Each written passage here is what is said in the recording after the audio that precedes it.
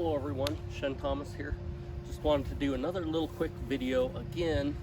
This will probably be the last video on just the differences in Siu Nim Tao. And you know, with the lineages, there are differences in Chum Kiu and Bil Jee, the sets, right? And one thing I noticed just really quick in the Chum Kiu set is you have, I believe it's like the second little section, right? In Chum Kiu, there is a section where we come back to the side, right, with the Tan Sao. We do a shift, and we come back to a Bong Sao, right? And we come back to the Tan Sao, right? And many lineages, including Barry Pang and a lot of people, right? They come back in this section in Chum Kiu, and then they just go forward into the Bong, and they miss a whole move. And that whole move is this Tan Sao with another hand, and it's kind of a pushing down feeling, like you're slapping down the opponent's arms, right? So we're coming back to the Tan Sao, slapping it down, and then sliding into the Bong, right? So many lineages, they miss this whole move, which makes a big difference in the application. And so one of the applications, somebody grabs your Bong Sao, and you're pulling them, and then you're turning that grabbed arm over as you move back with the Bong Sao, right? And so you really need this, and quite often it's considered kind of this low slapping movement with both arms, so you have some structure to knock down the opponent's arms or to move them, and then we spring back, right? So that's just one of the differences in Chum Kiu. And then really quick, a lot of people in the Bil Jee set, they don't know what this ending move is, right? Many people, they just bring their arms down and they come around back to our Wing Chun Man Sao, Wu Sao, and some people do, you know, different versions of whatever they're doing down here, and then they come back, right? When actually the real movement that maybe has been forgotten is Bong Sao, a Dai Bong, a low Bong Sao, right? But we're doing two of them. You know how we start in our sets and we do two Gan Saos together and two Tan Saos, right? Well, this is two Bong Saos, and what it is if somebody comes up behind and grabs the back of our neck and pulls us down into a knee, what happens is we bring two Bong Saos down into that knee, and it actually stops that knee from coming up. So the two Bong Saos come down, and then that's what we're doing. And so sometimes my Sifu would touch hands, and so it would look like this, and then it would come around and up. And it's basically those hands that are grabbing you, pulling you down, those arms. You're blocking that knee, and then you're coming up and you're breaking both of those arms away and coming and resetting, okay? So that's that end movement in Bil Jee that when I see many Sifu, they don't even understand what the move is. They just think that somebody's coming forward, maybe grabbing them, and they just think it's two, you know, maybe a hawk bong or two Bong Saos coming up and grabbing the arms and pulling them back or down so they can kick. That was what one of my instructors kind of thought it was. But this idea of moving downward, then that's moving with that when they've grabbed the back of your neck and pulling you down. You're moving with that, and this totally blocks, stops that knee cold, and then you shoot back up. And then that's the end move in the Bil Jee set that hardly anybody understands what that move is. So anyway, just to clarify those. And then back to Siu Nim Tao, I talked about some differences, you know, in the level of the punch or the level of the Tan Sao being high or low, the idea of the Fook Sao being really low or medium or even a little bit higher, right? What's going on with when that arm comes back, whether people are just bringing the arm back or if they're bringing that whole section of the forearm back together, which to keep the structure, that's what you need to do, right? We don't do this. We don't come back. This collapses your structure. You move this forearm at that same angle back, and it might go back behind. That's fine.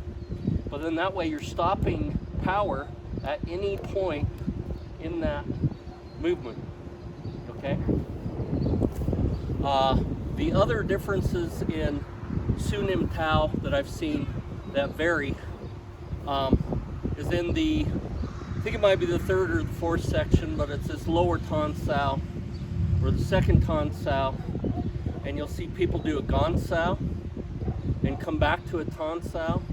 They'll do a big movement, then they'll do a Huen and a palm, come back, and maybe another Huen back, right? Well, in our Liang Xiang lineage, that was the first student of Yip Man, it was just a real basic Chum Sao. And it was very forward and straight, no Bong Sao, just a Chum Sao, back to Tan Sao, a Huen with a side palm, back to Tan Sao, and not a Huen again, but a Cow Sao, right? And then I noticed that the Wang Chun Liang lineage, they do two different kinds. So they do a Chum Sao, a very basic forward Chum Sao, Tan Sao, Huen, side palm, back to Tan Sao, Cow Sao, and back. But then they also do a Tan Sao, Bong Sao, back to Tan Sao, Huen, side palm, Tan Sao, Cow Sao, and back. So they do both of those, which actually I think is a really good idea, to do both a version with the Chum Sao and do a version with the Bong Sao, a little bit lower. And then I noticed some lineages, they're doing this crazy stuff like this, you know, and I don't know where they got that, you know, this big giant move, because in double sticky and anything we're doing, you're not going to go that far. You're not going to go that far. It's idiocy, because Wing Chun is really here. And in fact, you don't really need the Bong Sao if you're doing a Chum Sao and you're moving forward, right? So anyway, just some differences. And then of course at the end of each punch or each strike, you know, each little palm strike that we do in Siu Nim Tao and in the other sets as well, the Liang Xiang way is to come back with the Tan Sao, close it up with the elbow on the center line, and we do a Cow Sao coming back into the Fook Sao hand. And of course the Fook Sao is not just a palm with a thumb on the top. That's also retarded. You want to lock the fingers, the three fingers with the thumb like that. And what you'll find is that if you just do the palm, that somebody can lift and turn and get out of that hook. But if you lock it with the three fingers with the thumb and you make this hook here, that will hook and it won't give. It won't give when somebody's trying to pull out, right? So that's the real Fook Sao, not this, not that. I don't know where somebody came up with that. Anyway, on these ending moves of any of the palms or a Tok Sao, right? Well, a lot of styles of Wing Chun will do the really big Huen Sao, and some will do a Huen Sao where it comes and it turns all the way and then comes back, right? So it turns and comes back into the fist, right? Because they think of it as maybe a turn and then a grab, some of these lineages, right? And again, our lineage would do the Cow Sao and turn and upward. So it's just a little turn here, right? At the end of these palms or these strikes, it's always a Tan Sao and then coming back into like your Fook Sao and then turning and coming up. That's the Cow Sao.